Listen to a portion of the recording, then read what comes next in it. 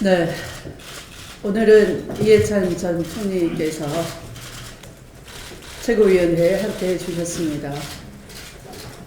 경제도 걱정이고 나라 안보도 신경을 써야 할 때입니다. 국가 통치를 외면하고 국정농단을 야기한 대통령으로 인한 국정공백, 우리 야당이 신경 써야 할 부분이 바로 안보와 경제인 것 같습니다. 그래서 오늘은 이해찬 전 총리께서 깊은 말씀을 주시도록 하겠습니다. 제가 먼저 말씀을 드리겠습니다. 대한민국 건국 이래 전례가 없는 거대한 분노가 일렁거리고 있습니다. 교복 입은 중고생 아이들, 그들이 외치는 절규 앞에 참으로 부끄러웠습니다. 얼른 대답을 찾아야 하는 것이죠.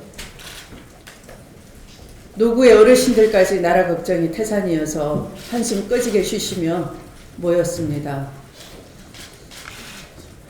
분노한 이런 민심, 시민들의 절규를 대통령도 보셨는지 모르겠습니다. 대통령이 사태 인식을 제대로 하셔야지만 해법도 나올 것입니다. 대통령은 이미 국민에게 불신임을 받았습니다.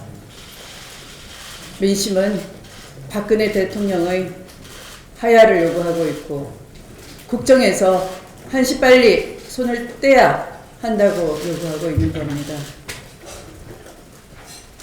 배신이라는 단어를 입에 달고 사시는 대통령님, 이제는 국민이 당신을 배신한 대통령이라고 여기고 있습니다. 경제, 안보, 민생을 위기로 내몬 건 바로 대통령 아닙니까? 문제를 시급히 수습하고 국정을 정상화시키는 것, 오로지 대통령의 조속한 결단에만 달려 있습니다. 민심에 반하는 폭주 개각을 철회하고 국회에서 추천하는 총리를 수용해서 전국 수습을 해 나가야 할 것입니다. 끝까지 외면하면 불행하게도 정권 퇴진 운동에 들어갈 수밖에 없습니다. 검찰 수사 이제 콩으로 매주를 쏜다고 해도 국민이 믿지 않을 태세가 됐습니다. 대통령이 빠져나갈 퇴로는 다 만들어 놓고 검찰 수사를 받겠다는 얘기가 나옵니다. 최순실 씨에게는 31시간의 증거인멸할 시간을 주고 각종 비리와 의혹의 중심인 우병우 민정수석만 해도 소환까지 75시간이 걸렸습니다.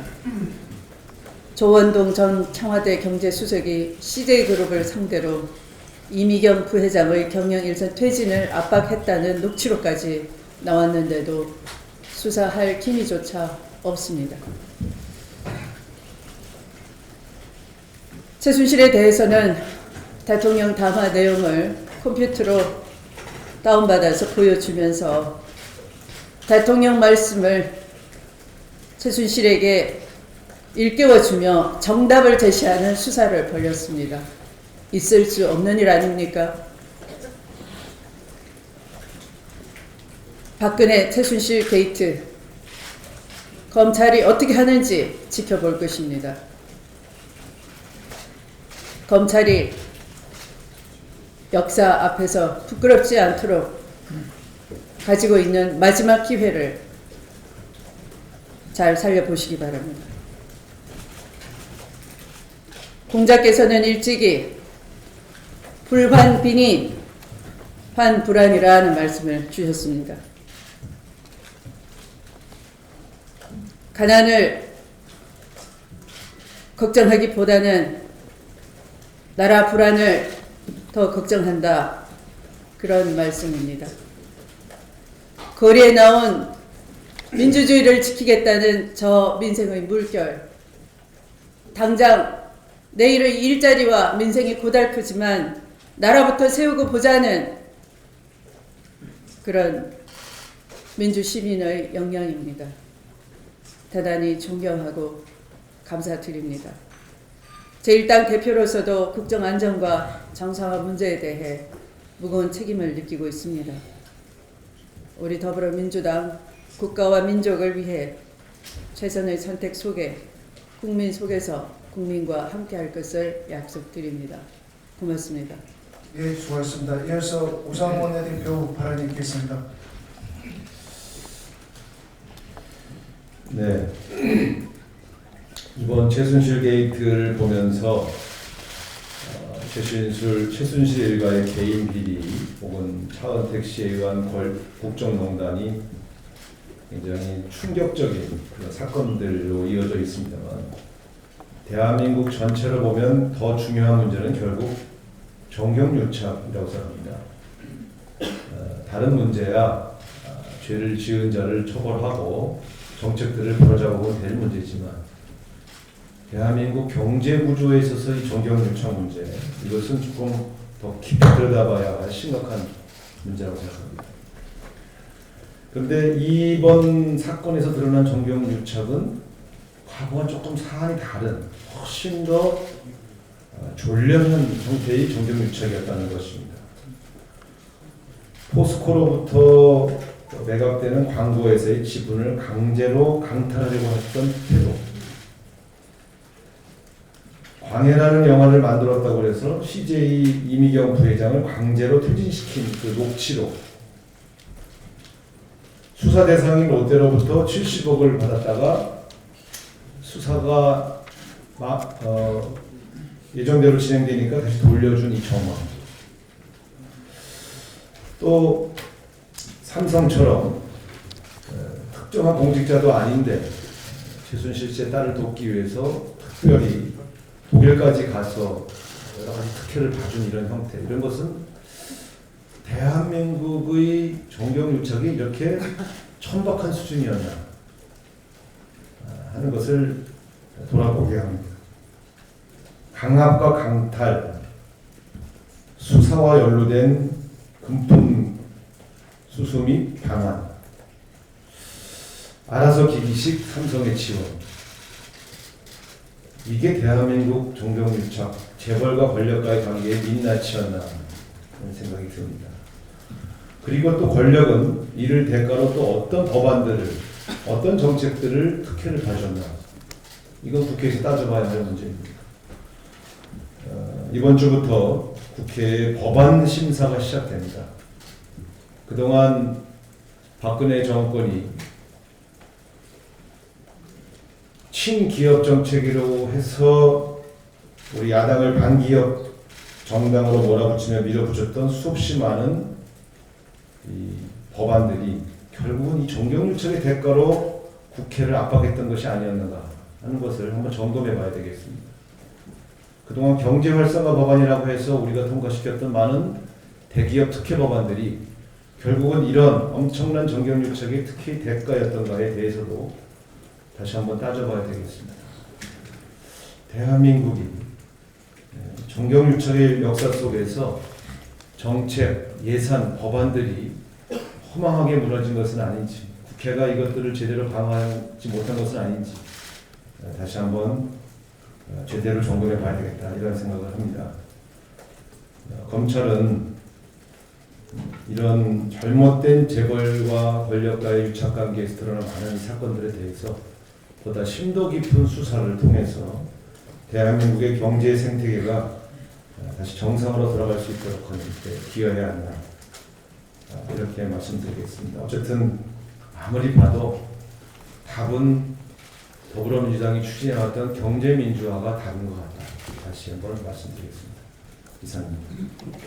예, 수고하셨습니다. 우리 당의 외교안보 통일 자문회의 의장이신 이해찬 의장께서 발언해 주시겠습니다.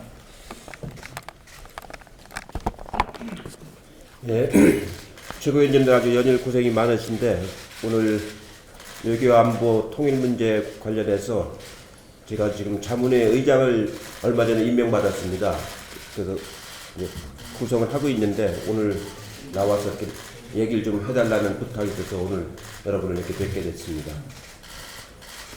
지금 당대표하고 원내대표에서 말씀하신 것처럼 처음으로 헌정사상 처음으로 겪는 이런 사태를 보고 정말 걱정도 많고 어떻게 이거를 잘 해결할 수 있을까 지혜를 잘 모아야 할 때라고 생각합니다. 그럼에도 불구하고 이제 국가 우리나라가 외교안보 통일 문제에서 그 위기가 발생하지 않도록 잘 당이 대응해 나가는 것이 매우 중요하다고 생각합니다. 특히 내일이 미국 대통령 선거라서 그 결과가 어떻게 되느냐에 따라서 우리는 굉장히 큰 영향을 받습니다. 현재로 봐서는 민주당 쪽이 조금 우세하다라는 여론조사라든가 견해가 있는데 아직은 좀 불확실한 것 같고, 그러나 어느 누가 되더라도 그 경제 기조는 보호무역주의가 강화될 걸로 지금 전망을 하고 있습니다. 특히 요즘처럼 우리가 그 수출이 좀 저조할 때 미국의 보호무역주의가 강화되면은 수출에 상당한 영향을 받기 때문에 경제적으로 매우 어려워지지 않을까 하는 그런 걱정을 많이 하고 있습니다. 또 한편으로는 북매담을 지난번에 비공식적인 차원에서 북매담을 추진을 했는데 제가 들은 바로는 그 회담은 힐러리의 요청에 의해서 이루어졌다고 합니다. 그래서 대체적으로 제가 지난 8월 달도 미국 가서 얘기를 들었는데 미국 입장에서도 더 이상 그 핵이 고도화되는 걸 방치해서는 안 되겠다. 그동안까지 맞으면은 방치해 놓은 결과 자꾸 고도화되기 때문에 여기서 조금만 더 고도화되면은 정말 핵무장까지도 가능하기 때문에 더 이상 핵 확산을 수직적으로 확산되는 것을 금지하는 막는 차원에서 외교적인 노력이 필요하다. 그래서 아마 힐러리가 되면은 북미 간의 협상은 조금 더 그 진전이 될 가능성이 높고, 그에 따라서 우리하고 중국과의 관계도 설정이 될 가능성이 좀 높지 않을까 이렇게 생각합니다. 중국 고위 지도자들을 제가 얼마 전에 만났는데 중국도 똑같은 생각을 가지고 있습니다. 다만 북에 대한 제재를 하면서 그 체제가 타격을 받지는 않는 선에서 어느 선에서 제재를 할 것이냐, 이 제재의 수위에 관해서만 견해 차이가 있지 기본적인 견해는 같습니다. 지금 대통령이 저렇게 이제 거의 유고 상태나 마찬가지인데 앞으로 1년 4개월 동안 걱정이 많은 것이, 저도 정부에서 운영을 해보면은 총리가 대신 할 수 있는 회의가 정상회의가 있고 대신 못 가는 회의가 많습니다. 특히 이런 이번에 안 가신다고 하는 APEC이라든가 아세안 플러스 3라든가 G20이라든가 이런 데는 총리가 가면은 아무 역할이 없습니다. 다자 회담도 많이 하지만 양자 회담들도 거기 가서 많이 하거든요. 그때 현안에 따라서. 근데 제가 한번 그 대통령이 가실 곳에 대신 갔더니 저를 상대를 안 해줘요. 큰 나라의 대통령들은. 그러니까 작은 나라의 대통령들만 저를 만나주지, 중요한 우리가 정말 만나고 싶은 나라의 대통령은 총리급이라고 해서 만나주질 않습니다. 더군다나 지금 황교안 총리는 이미 이임식을 하려다 취소한 총리 아닙니까?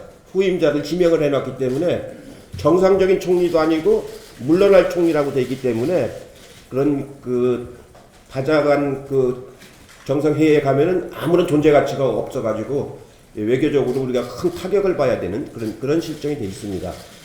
아마 1년 4개월 동안에 대통령께서 직접 나가셔야 되는 정상회담이 한 6개 이상은 될 건데, 그 회의가 다 이제 그렇게 어려운 그 국면을 맞이하게 돼서 외교적으로 아주 큰 문제라고 지금 생각을 하고 있습니다.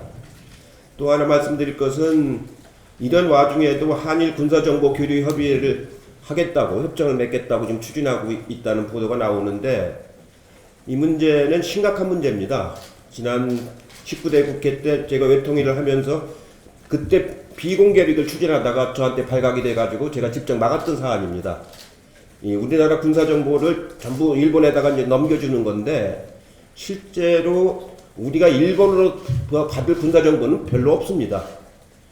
오히려 우리 정보가 일본으로 가는 게 더 많게 되겠죠. 그래서 한미 간에는 군사정보 교류가 굉장히 긴밀합니다. 왜냐하면 미국이 갖고 있는 그 레이더망이라든가 위성을 통해서 우리가 정보를 많이 받아야 되기 때문에, 근데 일본으로부터 받을 것은 거의 없습니다. 그래서 이 군사정보 교류 협정은 국방위에서 잘 대응을 해서 막아야 된다는 말씀을 꼭 드리고 싶고요.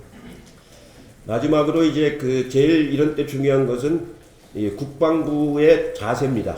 군의 자세가 제일 중요합니다.